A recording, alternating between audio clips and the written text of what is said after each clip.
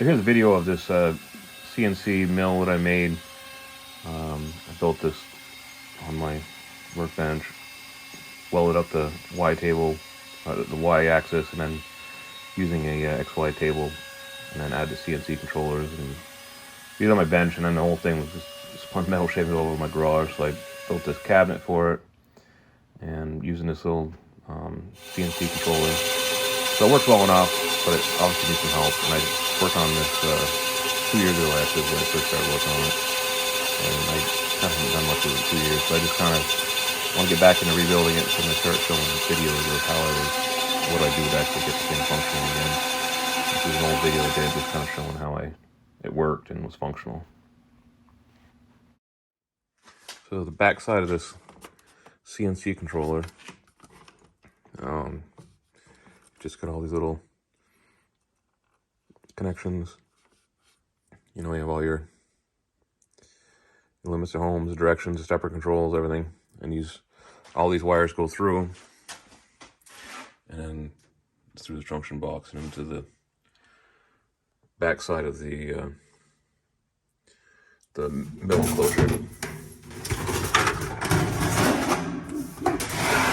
So I have this mill enclosure so I can keep things a lot more tidy and organized. That said, I do have some more organization to do. There's a bunch of extra wire, because when I first made this, I really didn't know exactly where everything was going, so I just left the wire along so I could add it in later. So I've got the power supply for my steppers and the stepper controllers and the motors. I believe I got those all in one purchase on eBay with just the whole kit. I think these are what NEMA 23s, and they seem to work pretty well for what I'm doing. I still have to add in limit switches. That's one of my problems, is that the limit switches are not active, so the mill will just go to the ends and bottom out, and that's contributing to stripping out my connection down there. So I've got an air supply that's coming in. I'm gonna tee that off and have the solenoid controlled air for the misting and cooling, and then I was gonna have an air gun to help clean off afterwards, or blow it off while mid-machining or something. So I've got the power coming into the box. Right now it's going in through an extension cord and adding power. So I have the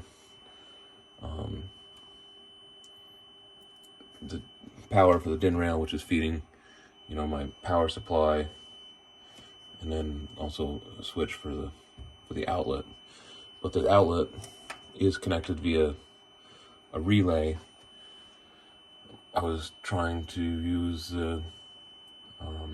because my router still has a cord on it, so I plug my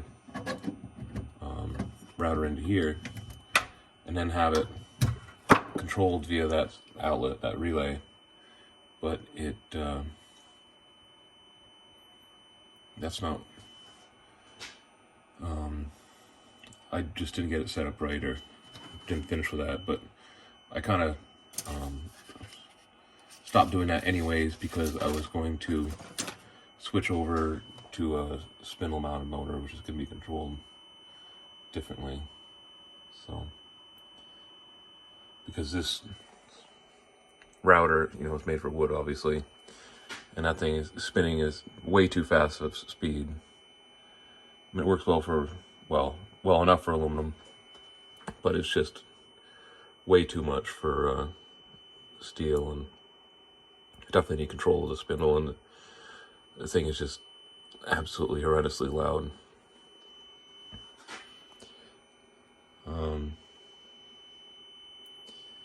So I tried to, for future me, I labeled all my wires so I know what goes to what.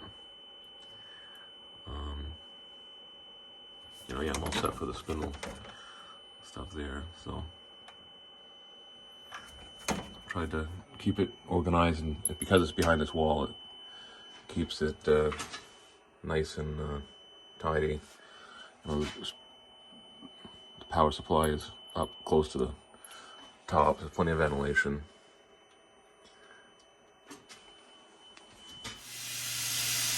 So it still is perfectly functioning. It's just like I want to redo the slide. I'll start the router up. You can see how loud it is, and then I'll just do a couple passes here.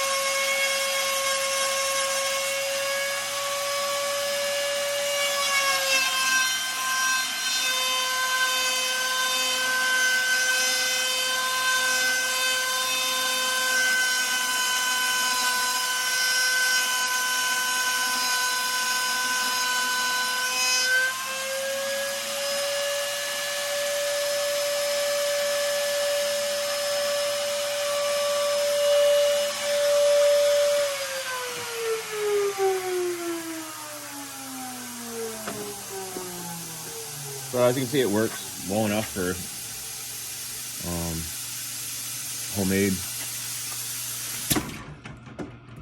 homemade little milling machine, and you know, it's better than, you know, trying to hack something with a grinder or whatever. You need to make something fit. I can get a lot better tolerance once I get the other slides made. And as part of using this as a manual milling machine with the controller, you know, I can I have the this controller actually also acts as my digital readout, so I can zero out all my controls, and then as I move around, I have my measurements, so I know exactly where I am. Even the advantage of the CNC controls is that now I can,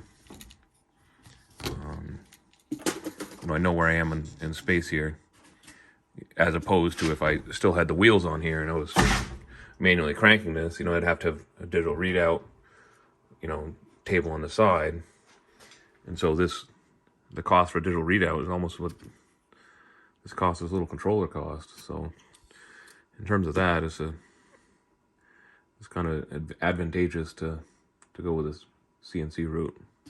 So as I continue to work on completing this mill machine, I'll keep you updated.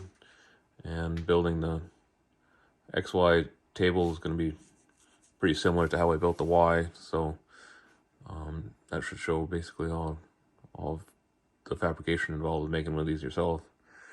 And the wiring is relatively simple. You just connect your connection on here to your spindle things and where it says on the other end, So it's a little overwhelming at first, but it's not really that bad. But yeah, please like and subscribe, and if you have any questions or thoughts what I ought to do better, let me know. Thank you.